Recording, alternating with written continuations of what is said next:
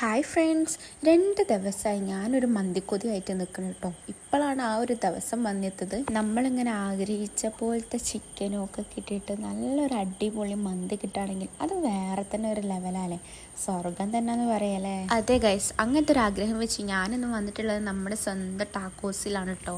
ഇവിടുത്തെ ഒരു തിരക്കനെ നിങ്ങൾ നോക്കിയാട്ടെ. ഈ തിരക്ക് കാരണം ഞങ്ങൾ പാർട്സിനാണ് കേട്ടോ സാധനം വാങ്ങിയത്. ആ ചിക്കൻ കിടന്ന് കറങ്ങുന്നത് കണ്ടോ, പൊന്ന് സ്വർഗം തന്നെ. ഇവിടുത്തെ മന്തിയാണെങ്കിൽ നമ്മൾ വിചാരിക്കും പോലത്തെ ഒരു മന്തിയല്ല, വൈറ്റ് റൈസും ഷവായ മന്തി എന്നാണ് ഇവിടെ പറയല്. അതുകൊണ്ട് തന്നെ എനിക്കതൊരു വെറൈറ്റി ആയിട്ടാണ് തോന്നിയത്.